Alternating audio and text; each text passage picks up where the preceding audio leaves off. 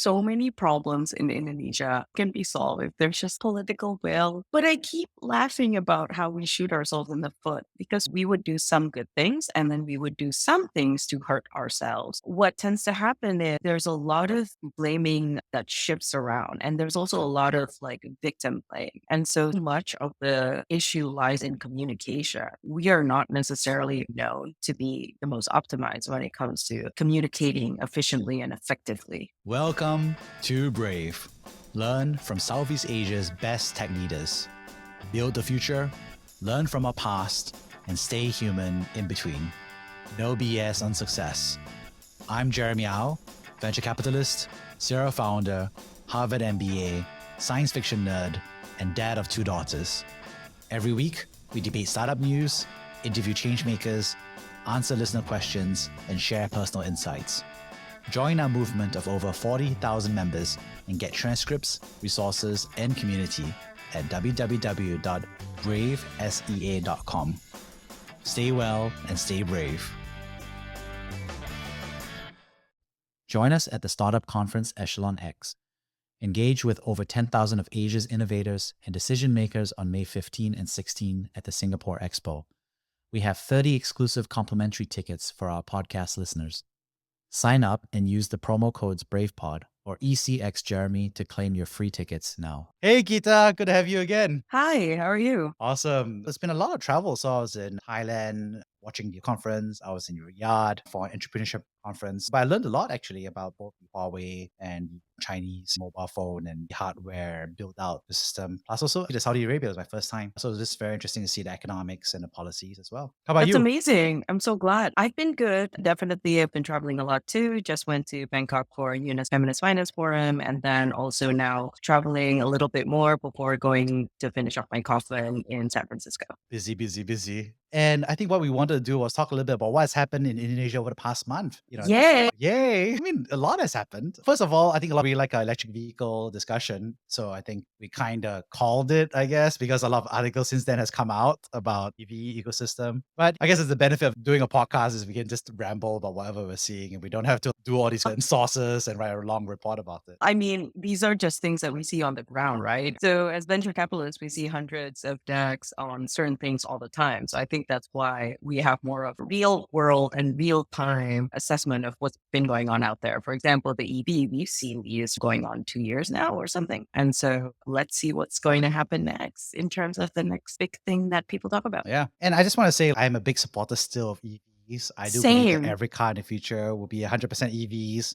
I think EVs are going to help save the planet. We're just saying that the production of it may end up being in a lot in China or Chinese affiliated firms or local companies partnering with the Chinese ecosystem rather than being domestically manufactured. And there's nothing wrong with that either. Yeah.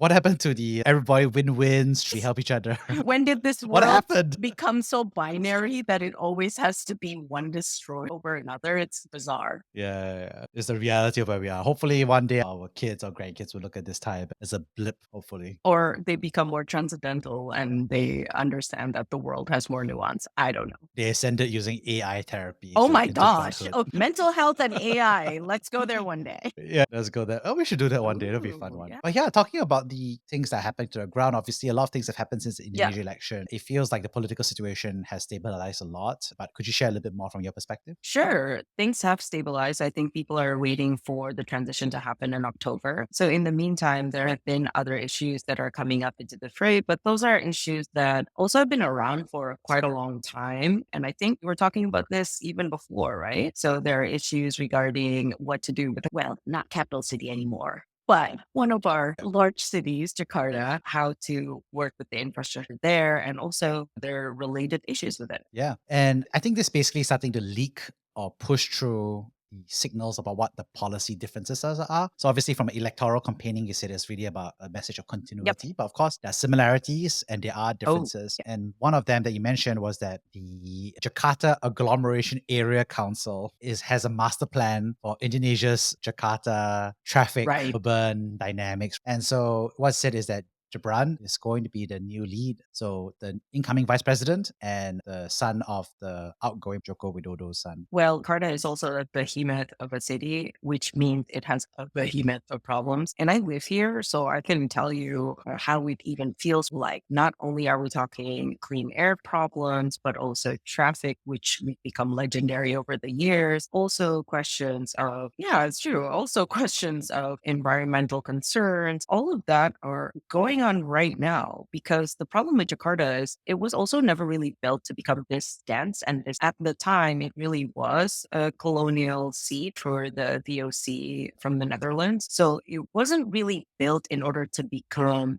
the big city that it really is now. That's why I think people are seeing that Indonesia, when you look at Jakarta, developed in pockets. So even if you look at it, it's not structured in a way that's very strict. It is created in a way where people go, oh, there's a community building here and it's pretty grassroots. And then let's start building infrastructure is more like it. So I think some type of formalized structure is needed to bring the city together. But that means this is a very long, very expensive, and going to be very holistic process that might be a bigger homework than people think. Yeah. So I think there's two parts of it. One part is the challenges of the city, and the second one is the political organization process to try to fix it. So basically, from the problem side, like you said, just a recap is you have air pollution, you have traffic problems, we have 30 plus 35 million people in Jakarta and more greater Jakarta. And then obviously there's a rising sea levels, there's a sinking subsidence of the place. As a result, there's also flooding as well. And obviously there's the other stuff, which is sanitation,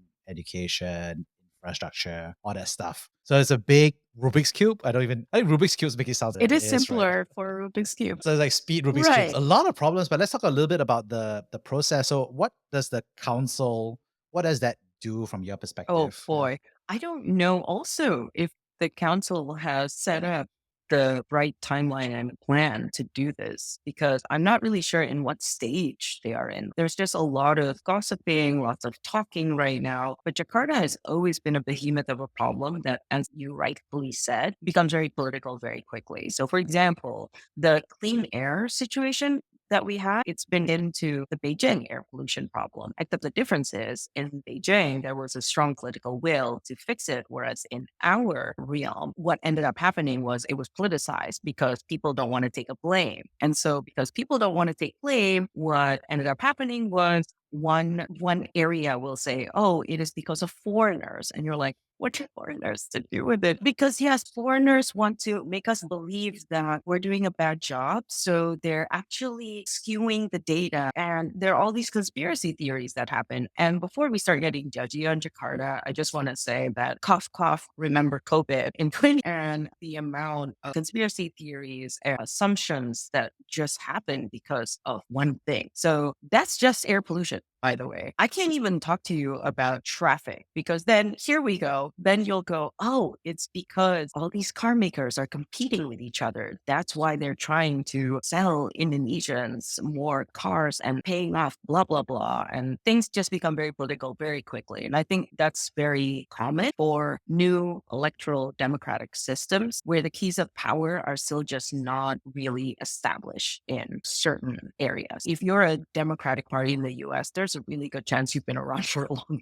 If you're a party in Indonesia, there's a really good chance you've been around since like 2004 or 2006 or even later than that. Yeah, I mean, air quality obviously is a big problem all across Southeast Asia, also a big problem in Vietnam, obviously part of the economic growth. Some statistics that I have here on hand here, it says here that the residents of Jakarta are exposed to 6 times the recommended level by the World Health Organization for PM 2.5 particle concentration levels. And so if the quality level improved to just the basic guidelines, then Jakarta folks will live 5.5 years longer, which is a lot. That's sad. But it's a tricky problem because air pollution is similar to traffic. It's always someone else's problem. If you burn something here, it's someone else's problem in the air. If your public planning is someone else's problem at some level as well. So I'm just kind of curious how you think that, because the new body is going to cover, like I said, Greater Jakarta, which is about 10 times the size of Jakarta itself, about 6,700 square meters, 6,700 square kilometers. So it's like Jakarta, 4 satellite cities, 4 regencies. So that's a lot of people. There's a lot of stakeholders? What would you foresee that? Because it's two governors, four mayors, four Sure. regents, Jakarta. How would we go about having those conversations from your perspective? I swear, so many problems in Indonesia, I really think can be solved if there's just political will. Basically, people coming together and going, hey, we should fix this. But I keep laughing about how we shoot ourselves in the foot because we would do some good things and then we would do some things to hurt ourselves, which I think also lots of countries do. But I'm more critical because it's my own country. And what tends to happen is there's a lot of blaming that shifts around. And there's also a lot of like victim blame. I only did that because you did this and therefore that. And so much of the issue lies in communication. We are not necessarily, also Asian culture as a whole, not necessarily known as to be the most optimized when it comes to communicating efficiently and effectively. Effective being the keyword here, which is how do you create political will together? And that's been a really big problem here for a very, very long time because of just how short a time frame people think. And when I say short time frame, as in people think in terms of, oh, what's going to happen in 2 years or 3 years? And that's also super common with other countries. And people always think it's just a democracy situation because people have to be elected. But actually, I think it also is common with emerging markets, just like new economies, new types of worlds, like new types of communities. That's very common because no one has a stronghold yet in a very solid and real way where they can foresee their third, fourth, fifth generation ahead, still being in that same realm. So I think this is really the crux of the problem, like communication and having political will. That's going to be huge for Indonesia. And one more, talent. So when I say talent, it's not because Indonesia doesn't have talent. Indonesia has tons of talent. But how do you maintain that the talent is constantly reskilled, upskilled, and staying relevant to the needs at hand? Because as we heard, there's a lot of positive news about Satya Nadella wanting to invest more than $1 billion into Indonesia. And then there are all these other tech companies coming in saying, oh, why don't we invest into Indonesia? But then again, the question will always be, sure, but how do we ensure that our talent can stay relevant with a changing world? Because then the question isn't about, oh, they need to learn STEM, they need to learn computers. Sure. But we also don't know, us as humans, we also don't know 50 years from now, what does that even look like? None of us know. Why? Because of the way things grow. Things grow exponentially more complex as time goes on. We can barely predict what's going to happen in 25, let alone 50. So then it becomes about how do you maintain a relevant human resource and talent pool? Yeah. A lot of these challenges does feel familiar, especially with the San Francisco Bay Area urban planning, which I always find quite amusing because you talk about emerging economies, but I'll say the US is definitely developed and San Francisco obviously has the best Of course. technology and one of the highest concentrations of wealth. But I think they have a similar problem where San Francisco City, unfortunately, like Oakland, Cupertino, Berkeley, they all have suburbs and they all have very strong local mayors equivalent or their planning councils. And then they don't have a unified urban planning dynamic where it makes it difficult to even get to agreement on public transportation, which should be more of a no-brainer. Whereas I think New York on the other side is much more cohesive. It's always just two things. There's always a New Jersey governor versus New York City mayor really competing, but it feels a little bit more straightforward. And they're also more aligned than they're not aligned, actually, interestingly. So it's an interesting dynamic there. Yeah. So for Jakarta, for the council, I wish them the best and hope they find the right talent that will fit. But, it's a new problem for Indonesia. So I feel like the San Francisco Bay Area has not solved it for the past 20 years. So you still got another 20 years Thank to. you. You shouldn't feel bad. You shouldn't feel like it's an emerging market That's true. problem. It's a problem. It's a USA problem. It's a No, it's just a problem, problem. It's just because we live in this world. Yeah. And speaking about, like you said, there's obviously been some investments, right? So Microsoft, a lot of the tech leaders have been traveling Southeast Asia. And everybody's been making stops in Indonesia to make those commitments. So education obviously is a big one. How are you thinking about that? Oh, for education, I mean, I'm not an expert at all. I do know that education is one of the largest allocation for the national budget. And I think that was what made a lot of people feel very strongly against or for Minister of Education appointments. So I'll be interested to know who's the next Yeah. Minister of Education and related to investment, upskilling, education, reform, or maintenance, whatever it will be. There's also been a lot of talks about what do we do with brain drain and the growing Indonesian diaspora. There's a lot of talks about Indonesians getting, it's called LPDP, but it's basically the scholarship from the government. And with that scholarship from the government, a lot of people end up literally leaving Indonesia forever. So they would go to school there and said, oh, we're just going to stay here and do you. But that actually takes into question, hey, how are we going to view citizenship? So recently there was that coverage on Bloomberg about dual citizenship potentially being one of the solutions for Indonesia. I think it makes sense because instead of Indonesians giving up a passport to get a passport overseas, then the dual citizenship makes sense. Also, there's 300 million folks, right? So I think it's a good net. Interestingly, in contrast, Singapore doesn't have that. I mean, Singapore is quite clear that there's only one citizenship they can have. Okay. Yeah. Yeah. To be fair, Singapore's passport is either the first or the second most powerful in the world. I think it's 192 visa free countries or something. It's more of a question for Singaporeans. What other passports can you get that'll give you even more access than what you already have, which is very different than an Indonesian passport. And I think when people look at passports, it's not just about access to countries. So in the past, the history was there was questions about national security for Indonesians that if an Indonesian is a dual citizen, how do we know where their nationalism lies? And what we realize these days is with a changing world and changing trends and technology, threats are not necessarily coming out of just one individual or groups, in fact. It could really also just be cyber attacks. So cybersecurity and all those questions. And so I think with changing world situation, a lot of countries must look inward and just question, are the policies that served me or I thought served me decades ago, will it continue serving me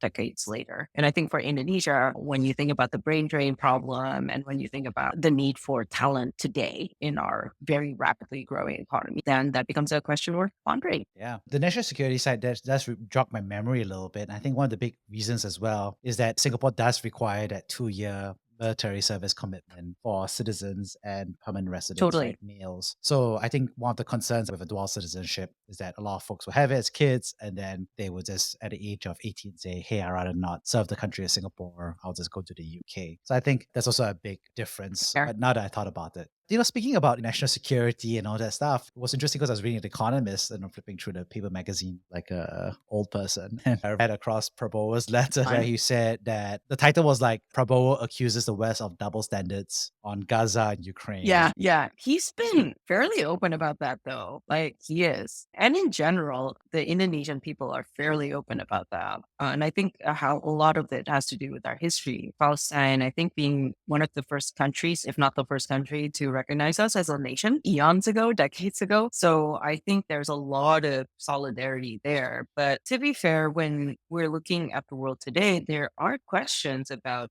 double standard when it comes to the moral high ground. What is considered to not be fair by a lot of the world, if the West says that is the way it goes, that's fair, then it becomes the standard almost. And I think that is where a lot of Southeast Asian countries, that's why we're just really in our own world in a way, is because we also don't want to be taken and dictated by a lot of other influences and powers. So, for example, in Indonesia, there's just so much and so many questions and pressure from the West about, hey, what's your relationship with China? And within the same continent. And if the Chinese are willing to work together with us and collaborate and skills transfer and do things that are just productive together, also, what's wrong with that? And that is really where things are. Just because someone has an enemy, we're almost always trying to get dragged. And I think that's a lot of the sentiment where, honestly, probably a lot of the emerging markets. Why are we being held to someone's opinion? Why are we being held to someone's goals? And why are we being held to someone else's double standard? It's super fair. Is if X is the enemy, then the enemy of my enemy is my friend, but the friend of my enemy is my enemy. And therefore, the neutral person who doesn't want to get involved in this of the enemy is a future enemy or friend, right? Yeah, but it's true though. The president-elect has been fairly vocal about it. By the way, our current president is also fairly vocal about it. And so are other presidents before, which is they're always questioning how come when it comes to global wars, only certain wars get the recognition, only certain crimes get the designation of war crimes. How come other ones don't count? And I think that's just a frustration that's probably held by a lot of people in emerging markets. Yeah. But I think it's interesting because I remember was like almost a year ago when I remember Prabowo kind of went out and basically said, called for a ceasefire between Russia and Ukraine. I think it's interesting that I think policy is consistent because he's now calling for a ceasefire in the Middle East as well. So I think the policy position is actually quite common in the global governments. I mean, if you look at Singapore's also calling for the same dynamic. If you look at most countries in Southeast Asia, the same thing, which is they have called for a ceasefire in Ukraine. They also call for a ceasefire in the Middle East. So policy-wise, is actually Fairly consistent. not very different from most countries. And I fairly mean, consistent. fairly consistent, all right? I mean, I think we saw that